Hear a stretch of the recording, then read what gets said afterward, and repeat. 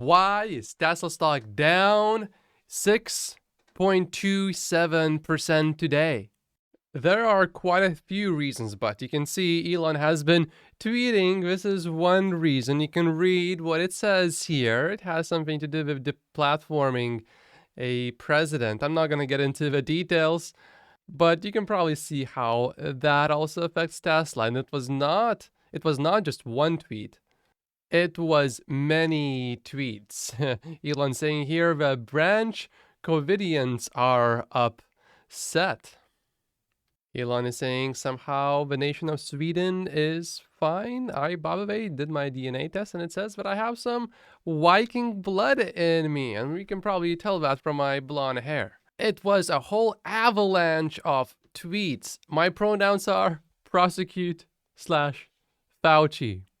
Gally here is saying that Elon Musk is getting too political, that it is a mistake. Elon Musk replies, must be done for the future of civilization, without which nothing matters. Which, you know, if you are a Tesla stock investor and if Elon thinks that there are bad things that are happening, then maybe he also thinks that all of the investments basically would disappear. That's certainly one way to think about it. Elon went as far as saying that the woke mind virus is either defeated or nothing else matters. And this is just one reason why Tesla stock is presenting us this nice buying opportunity. There is a lot more, so let's keep digging. The pronouns will be explained in the next part of Twitter files.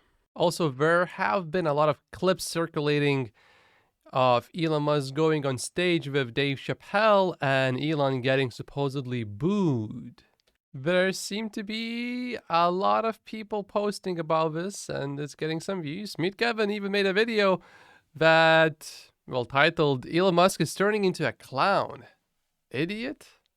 So supposedly the sentiment is really turning against Elon Musk. Let's actually listen to what actually happened. Is it really as bad as everyone is saying it is? Make some noise for the richest man in the world. Cheers, I hear cheers. Okay, I think if someone booed, but mostly cheers, that's what it sounds to me.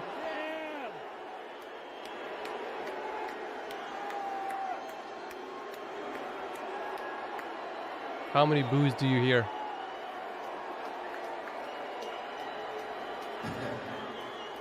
Cheers and booze, I think.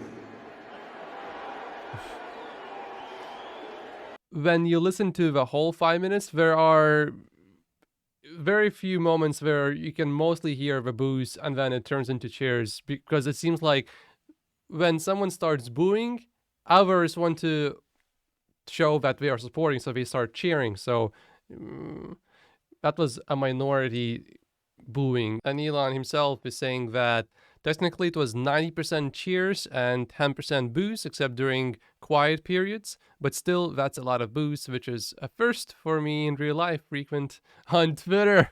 It's almost as if I've offended San Francisco's unhinged leftists, but nah. Also, it is very important to point out that you can have 1,000 people cheering and you have just one person booing, or 2 people booing, or 3 people booing, and it sounds like there are quite a few boos, when in reality it's just like 3 people. It's so much easier to hear the boos, and yet it was actually so hard to hear the boos in this case. So this seems like a big overreaction overall to Tesla stock to me. Another really big reason for the drop is we have a lot of news talking about Tesla's favorability dropping from a point of consumer. For example, Democrats, their favorability of Tesla went down from 24.8% to 10.4%, so about 14% down. But the net favorability from self-described Republicans during the same period of time only rose 6.5%. So the negative seems to be much bigger than the positive. However, This is so obvious, and how are people missing this? I don't understand, but I will point it out nonetheless. For someone to dislike Tesla or Elon Musk, that can happen instantly. Let's say there's a committed Democrat, he sees Elon tweeting one thing that goes against the Democratic Party, and immediately Elon Musk will lose support of that person. But if Elon Musk says one positive thing that, let's say, most Republicans would agree with, or every single Republican, let's say, would agree with, it's going to take a lot more than just one tweet to win the trust of that other party. So you can destroy net favorability of one party immediately, very quickly, but it takes much longer to build up favorability with the other party. It's like, imagine this.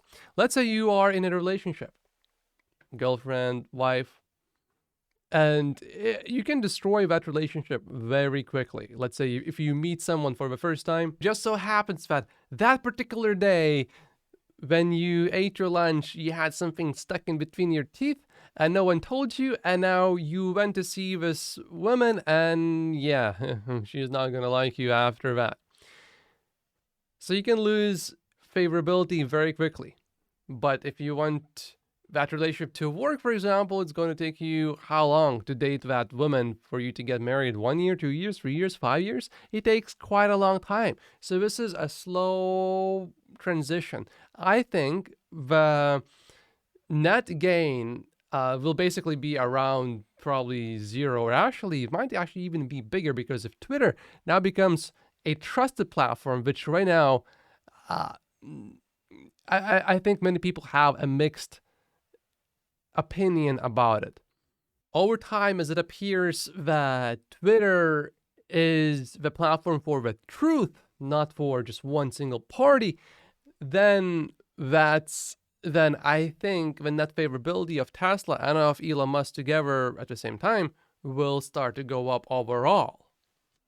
So I would strongly disagree with this statement. It seems like Tesla is on its way to becoming a partisan brand. Temporarily, maybe it looks so, but you just think a little bit, and it's very clear that is not what is actually going to happen. This is also a really obvious point that many people are missing. They just look at the popularity. So it's liked by 49% of the people, disliked by 20%. Neutral, that's 28%. So over time, if you want to look at these metrics and see what is the actual impact on Tesla, 49% of, let's say, if you take 49% of Americans, that is more than 150 million people. You don't need to sell a car to every single person. What we need to have is a rather sizable group of maybe 20% or 25% of the population that really likes Tesla. That is possibly more valuable than having basically everyone being neutral about Tesla or mildly, slightly liking Tesla. And let's make that other argument of, let's say, Tesla becomes a partisan brand. Well, until today, if you are a Democrat, it doesn't mean that if you have a Tesla, it doesn't make you more of a Democrat. I don't think it ever made you more of a Democrat before. Maybe just a slightly little bit because you went electric, but I mean, I know so many liberals that drive gas-powered cars and they advocate for climate change and everything, and then they drive a gas-powered car. Okay. But if, like, it wasn't clear to me before that if you drive a Tesla, you are part of one party. If that changes, then if, let's say, if you are a Republican and you buy any other car than a Tesla, are you really a Republican? Like, if it really becomes a partisan brand, which I don't think it would, but even if it does, I don't see much of a problem, because then the people that are in that party, so many more of them would be buying Teslas. And it's not just about liking or disliking. It's about how, like, you can like something and you're not willing to pay money for it. But really, this is the part where it is really baffling. Check this out. For that matter, it may not qualify as news, period. If you look closely, Tesla's popularity actually dipped to 45% in late summer before stabilizing. We didn't really hear much news back then about Tesla's brand is deteriorating. This is the end. No one was talking about it. And then it rose again, passing to 51% in the second half of the first quarter of 2022. So you're telling me that we gained 6% before, that was no news, and now we lose 2%, and now that's somehow big news, failing to realize that we gained that 6% before, so we are still 4% up from that point before? This makes absolutely no sense.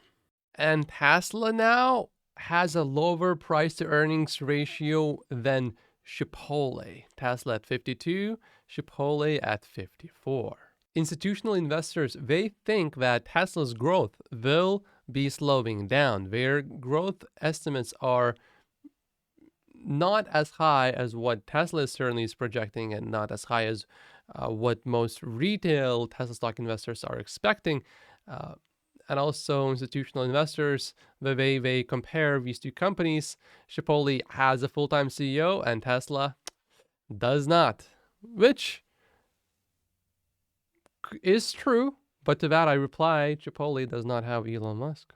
I mean, once Chipotle has a CEO that can make a reusable rocket, put an electric car on that they made, then we can talk and say, that's fair.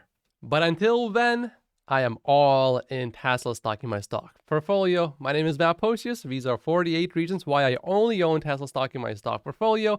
Like and subscribe if you haven't yet, and I will see you in the next video. Thank you so much for watching.